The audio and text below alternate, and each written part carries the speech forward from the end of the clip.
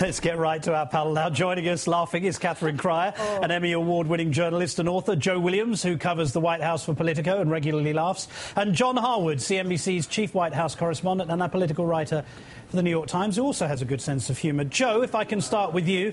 Mitt Romney doesn't handle follow-up questions very well, does he? In Sunday's interview, Bob Schieffer kept pressing him, for instance, on how he'd pay for tax cuts, but Romney had no response. Now, we know that he would wither under your interrogative gaze, but I guess that's also the last Sunday interview we'll ever see from him for a while, isn't it?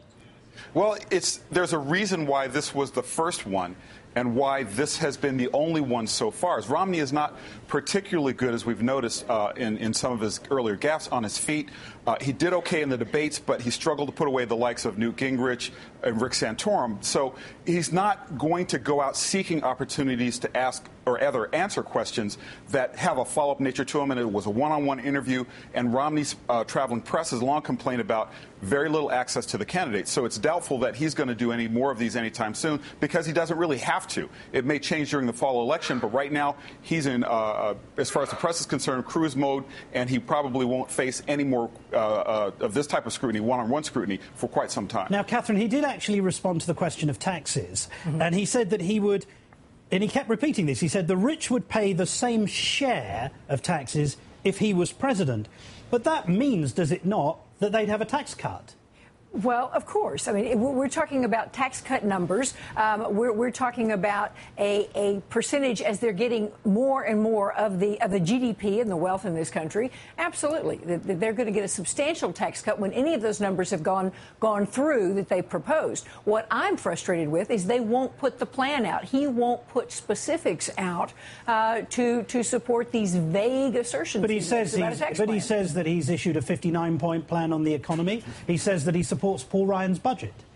Yeah, but when you do that, even Paul Ryan is not getting specific about what programs are going to get cut where.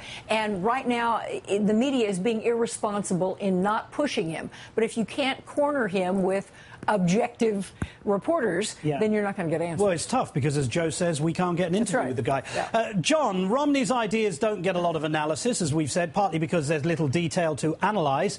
But what he suggested to create jobs, such as focusing on energy, that doesn't provide immediate help, as Mr. Schieffer pointed out, does it? No, and deep spending cuts in the short term, as Romney himself said during the campaign, don't provide short-term help on jobs. But I would turn around your conversation earlier with Joe. That is, I don't think he did all that badly with those follow-up questions. Avoiding specifics where the specifics are politically problematic is one of the goals of a candidate. And the longer Mitt Romney can get away with talking about the positives and not the negatives, he's better off. Yeah, but John, I think to be fair to Joe, he was actually expecting the guy to answer a question. The fact is, his whole strategy was not to answer a question. Of course.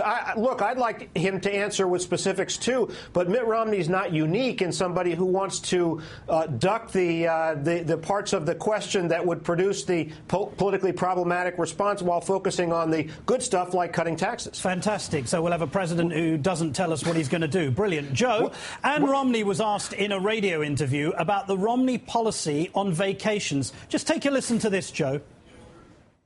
This next question is going to sound like one of those flippant questions, but I'm really serious about it. If you become First Lady, are you going to go on all these vacations like the current inhabitants of the White House are? I doubt that. You know, our vacations and our happiness comes from being with our children and our grandchildren. Joe, what exactly was she trying to suggest? She's not going to be going on any of those highfalutin Italian vacations with an entourage and with a security staff to all these exotic places that regular folk like her and her husband, who happen to be sitting on a couple of $100 million, don't cotton to. I mean, basically, she's trying to project a regular gal image that they're just people like you and me who happen to have millions at their disposal. I mean, I think that it's probably... But Joe, Mitt Romney told us less than a few weeks ago that he had great memories of walking down the Champs-Elysees with his beautiful wife. And what's he talking about? Or what's she talking about? That was then. That was before he was running for president, for Pete's sake. Sorry. I mean, now he's talking about. He's talking about the fact that he doesn't want. Yes, Obama exactly. has not taken a single overseas. They're talking about overseas trip, and Michelle once in the summer of 2010 and once in the summer of 2011 with the family, with the girls. Yes. So I'm not sure what they're talking about. Which also was reimbursed. I mean, they reimbursed the taxpayers for the expenses of flying themselves over there and Martin, and the whole entourage. John, I got to tell you though, I seriously doubt, and perhaps this is a reflection of how well Ann Romney has come across so far in the campaign. I seriously doubt she was trying to dig at the Obamas there. I think she was simply not rebutting the premise of the question, which was silly, as Catherine just pointed out, and was simply making a statement that is pretty irrefutable, which is that clearly that's a close family that likes to hang together. That's why they've got this ginormous house in San Diego. Yeah, but I think it's one thing to suggest that they're not going to do that, and then to take it a step further and say, well, we get our vacations from spending time with our children, which may very well be true, but I don't think that's the only downtime that they take together, and I don't think that the inside of their fabulous homes are the only places that they'll see. My only point is I seriously doubt, in fact, I would be stunned if Ann Romney was actually trying to publicly dig at the Obamas. And in fact, if she did that, that would undercut the very assets she brings to Mitt Romney in the campaign, which is that she's a very likable person. Yeah, well, I'm not so sure you're right, John. I felt it sounded a bit like a dig against the president, and he is, as you well know, absolutely dedicated to his family, his wife, of course and he his is. children. Absolutely he is. Catherine, between comments like this and her Olympic horse, you know all about dressage, do you think that Ann Romney's position in this race, which John points out has been a tremendous asset thus far, may change slightly as we get closer to the election? Oh, I think the reflection on him in terms of the amount of money it would take to have this dressage horse and get to the Olympics and all, it will reflect on him. But she is a seemingly lovely person. People have no qualms with her, and I don't think it will reflect on her, other than to sort of poke holes in the imagery. I think substantively she seems like a lovely woman. Indeed. Sorry, go ahead.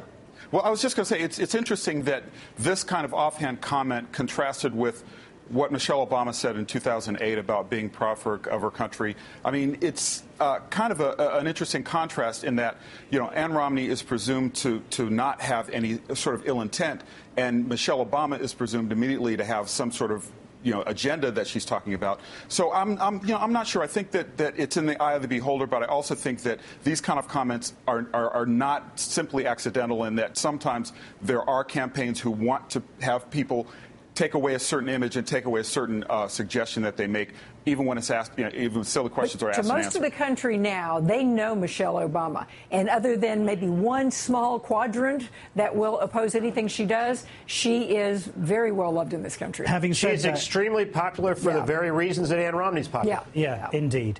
John Harwood, Joe Williams and Catherine Cryer, thank you so much.